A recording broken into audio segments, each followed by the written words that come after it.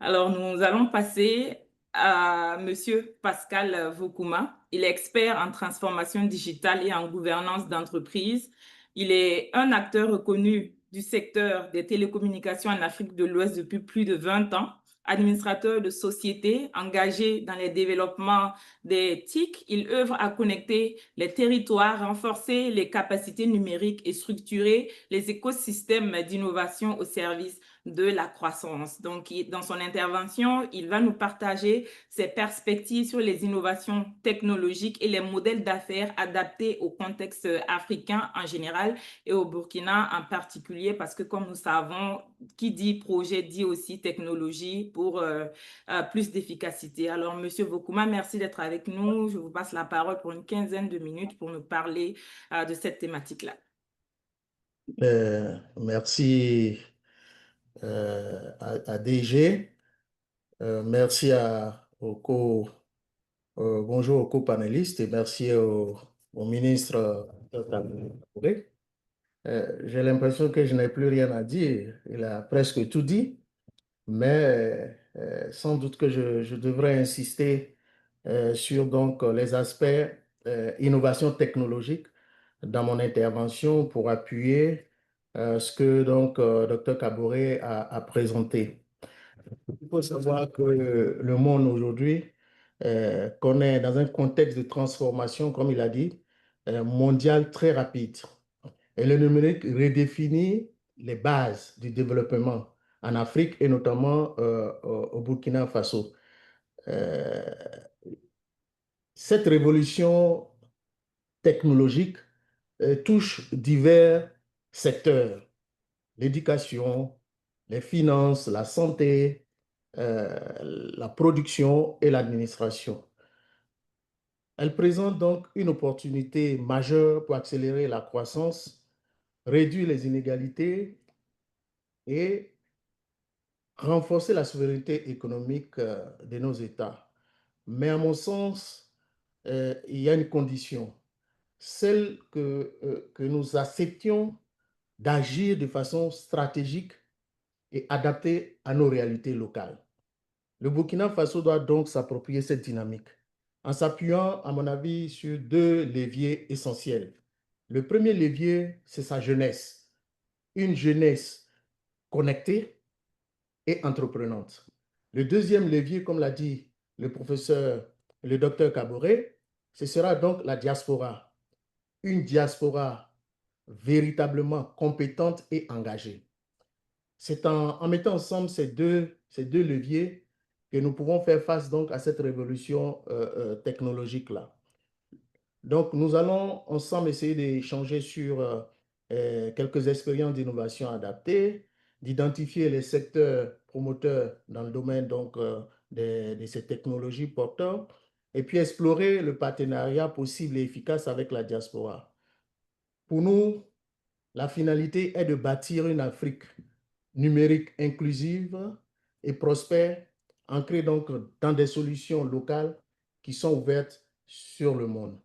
Pour cela, donc, je voudrais peut-être avec vous échanger sur, définir un peu ce que c'est que l'innovation technologique, parce que depuis plusieurs dizaines d'années, on a créé des ministères de nouvelles technologies, de l'information, des communications, etc.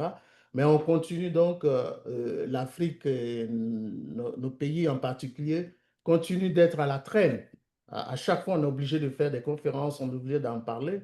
Donc, pour moi, il faut qu'on sache exactement qu'est-ce que nous mettons dans innovation technologique. Pour moi, donc, l'innovation technologique reste le fait de trouver des solutions nouvelles, des idées nouvelles qui ont des applications concrètes, dont l'objectif, c'est d'améliorer notre vie quotidienne, c'est de résoudre des problèmes spécifiques ou c'est de créer de la valeur. Voilà pour moi comment je définis donc l'innovation technologique. Et cette innovation va toucher plusieurs secteurs, notamment va agir sur plusieurs points. Trois points essentiellement, c'est d'abord les produits, les innovations sur les produits. On entend donc par innovation sur les produits, les équipements connectés. Je pense que Madame Traoré qui va parler d'agritech va donc parler des équipements connectés, des sondes de tests d'humidité, d'irrigation automatique, etc., des caméras intelligentes, des compteurs intelligents, etc. Il y a aussi l'innovation sur les processus. Voilà. On a parlé de transfert d'argent. 300, 300, 316 milliards transférés dans le circuit normal, qui est donc la BCAO, pour tous ceux qui sont bancarisés. Mais on ne sait pas exactement quel est le montant de ce qui a été transféré hors bancarisation, hors système bancarisé. Donc, ça veut dire que c'est plus que 316 milliards à mon avis.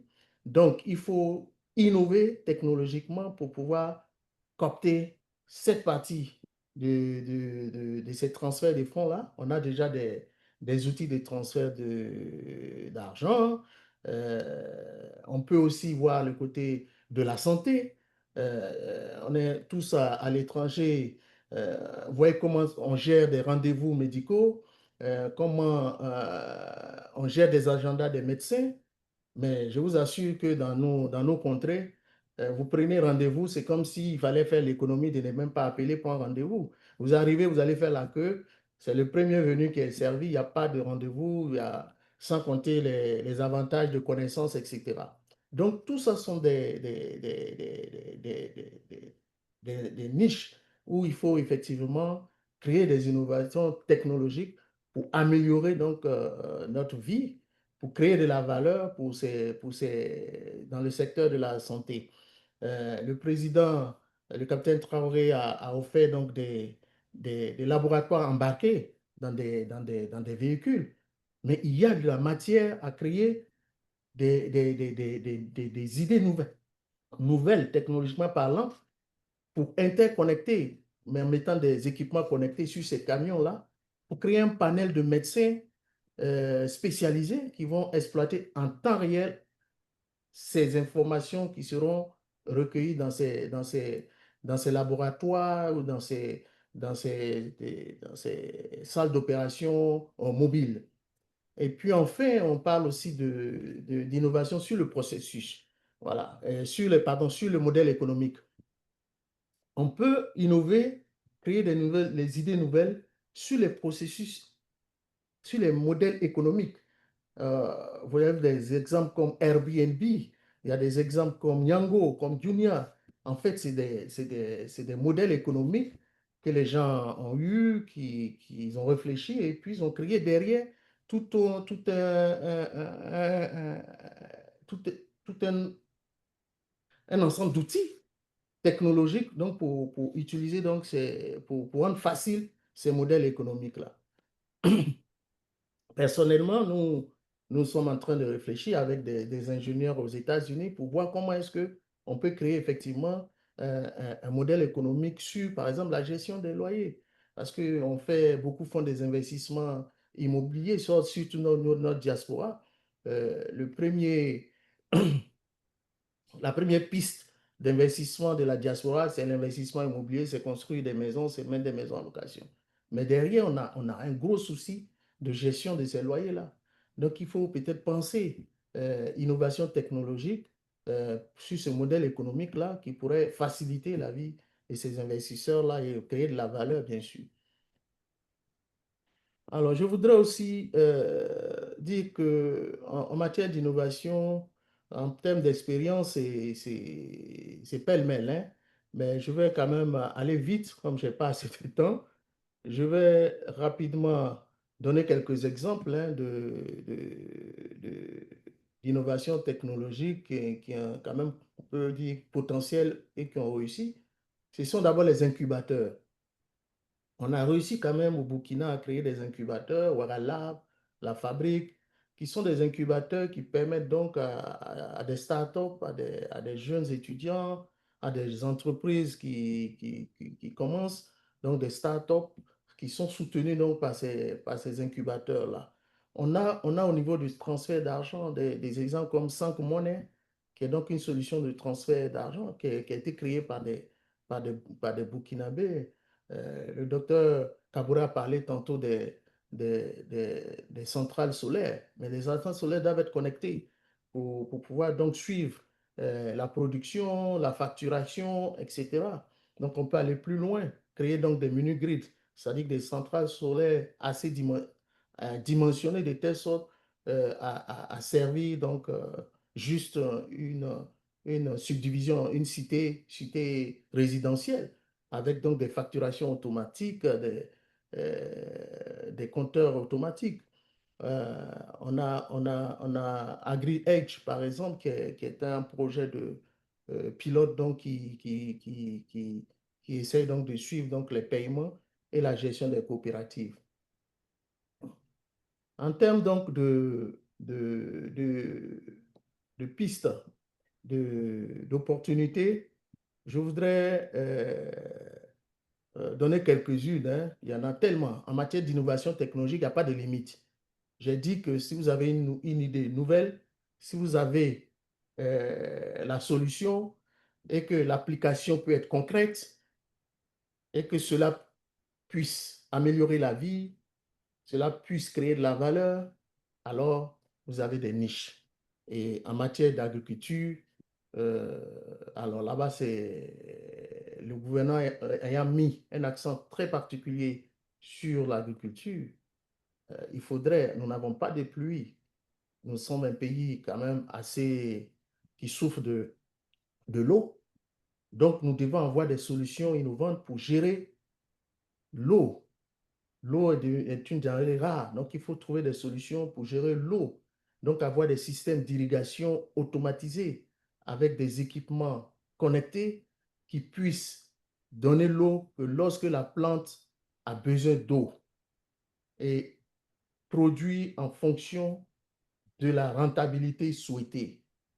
Et avec l'intelligence artificielle, avec les équipements connectés, on peut créer, on peut innover et rendre notre agriculture optimale. On peut créer des blockchains sur chaque produit pour donc suivre notre production de bout en bout. Parce que si on veut attaquer le marché de la diaspora, attention, on ne ramasse pas les produits comme on veut, mettre dans des cartons et puis on envoie, personne ne va vous acheter ça. Il y a des règles, il y a des standards sur le marché international. Le poids, l'humidité, même la taille des produits doivent être assez similaires. Et ça, on ne peut pas arriver à ces résultats-là si on arrose en fonction de l'état d'âme de l'agriculteur ou des ouvriers qui arrosent quand ils veulent. Non, il faut vraiment un système qui régule, qui arrose les plantes au même niveau, qui donne les mêmes quantités d'eau. Et on peut sortir donc des produits qui se ressemblent parce que toute chose égale par ailleurs. Donc, il est important donc de voir que dans ce secteur-là, il y a des pistes, il y a des possibilités et que la diaspora peut donc arriver donc à copier. Il ne faut pas recréer le monde. Il y a déjà ces solutions qui existent. Il faut simplement voir, trouver des partenaires et attaquer le marché. Au niveau de l'éducation, il m'est difficile souvent de comprendre que et il ne faut pas rêver. Ce n'est pas le rôle de... L'État ne peut pas continuer à créer des amphithéâtres à chaque fois qu'on augmente les étudiants. On va arriver à combien d'amphithéâtres par université? Ce n'est pas possible. Il y a des étudiants qui s'élèvent à 4h, 3h du matin pour pouvoir avoir de la place, pour avoir des places, pour pouvoir écouter. Pourtant, dans les pays développés et dans les pays de la diaspora, on a des systèmes de cours en ligne. Donc, on peut créer des classes virtuelles et des classes présentielles, mais des classes virtuelles qui ont valeur, qui ont la même valeur que les classes présentielles. Et cela va désengorger nos amphithéâtres. Cela va permettre d'avoir plus d'étudiants dans les filières et au même résultat. Parce que si l'innovation technologique que nous mettons en place au niveau du e-éducation sont assez éprouvées, on peut atteindre des résultats, les mêmes résultats, que tu sois en classe en train de suivre ou que tu suives en ligne, tu auras le même résultat, la même connaissance, c'est les mêmes apprentissages. Donc, c'est un secteur, il faut créer des universités virtuelles, il faut créer même des cours virtuels, des classes virtuelles. Au niveau de la santé, nous sommes en train de réfléchir avec des partenaires ici, aux États-Unis, pour mettre à la disposition du monde de la santé des outils de gestion de rendez-vous, des outils de gestion des agendas. Il faut avoir une base de données de la santé qui est interconnectée. Vous avez des incidents qui arrivent parce que le malade qui arrive est malheureusement atteint enfin, un risque de, de diabète, mais n'ayant pas un dossier, une procédure interconnectée, euh, il ne peut pas parler, peut-être qu'il est un peu dans les vapes. On va lui faire les traitements en l'injectant peut-être des produits à glucose. Et malheureusement, on peut avoir des incidents. Donc, tous ces pistes-là sont des opportunités certaines pour moi pour pouvoir donc faire du business en apportant un meilleur, en améliorant la vie de nos populations. Et puis, j'ai parlé il y a l'énergie.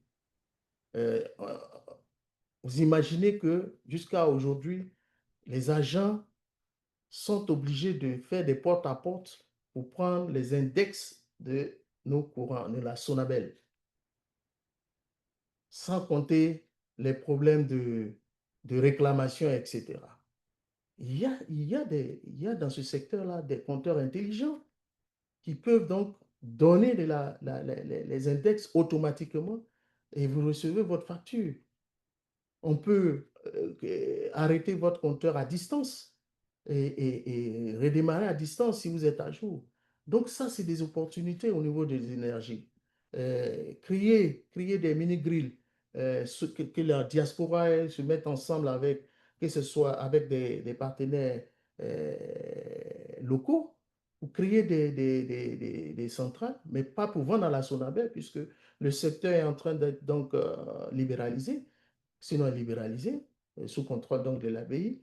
Mais on peut effectivement créer des sociétés mixtes Burkina Diaspora pour fournir des petites centrales dans chaque cité résidentielle, de chaque opération.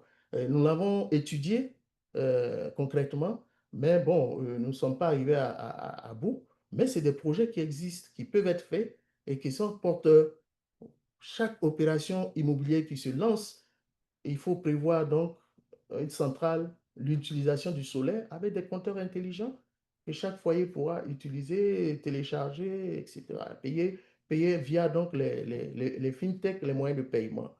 Donc voilà un peu quelques pistes porteurs que je peux donner. Et puis, ben, comment est-ce que la diaspora pourrait collaborer?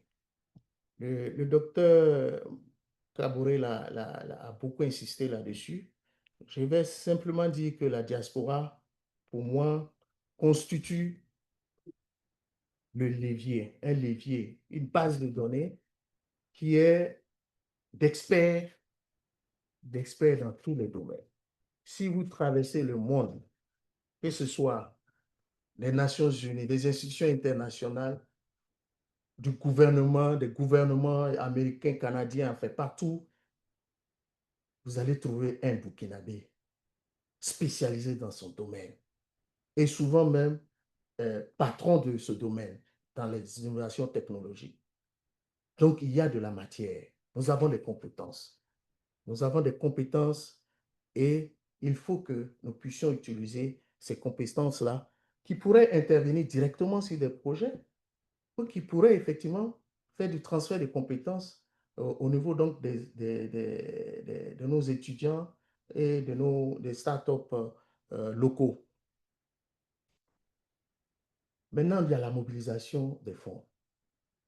La diaspora peut mobiliser des fonds, les milliards, comme on l'a dit, il y a des organismes spécifiques dans chaque région du monde où on peut trouver des pistes. Quand le dossier est bien structuré, est bien monté, on peut mobiliser des fonds. La diaspora peut faire appel à des business angels qui sont prêts à investir, qui ont l'argent, qui sont prêts à investir. Et la diaspora, et ça c'est ma recommandation, peut créer un fonds, mais un vrai fonds. Et je pense qu'on peut faire appel au docteur Kaboré pour l'accompagnement dans la création d'un tel fonds. Un fonds qu'on pourrait appeler Diaspotech. Sincèrement, si on prend toute la diaspora, si on peut envoyer 316 milliards juste pour la consommation locale, etc., imaginez qu'on puisse monter un fonds Diaspotech d'une dizaine de milliards, d'une vingtaine de milliards. Vous ne savez pas ce qu'on peut faire dans des projets innovants au pays. Enfin, la diaspora est un levier pour construire des réseaux de partenariat sur le plan mondial. Trouver des partenaires aussi bien techniques que financiers pour engager les projets dans nos pays respectifs. Je vais conclure rapidement donc en lançant donc un appel à l'action. Pour moi, le numérique est une opportunité historique. Notre jeunesse et notre diaspora sont les piliers de cette innovation. Donc ensemble, accélérons l'impact technologique au Burkina Faso et dans la sous-région. Je vous remercie.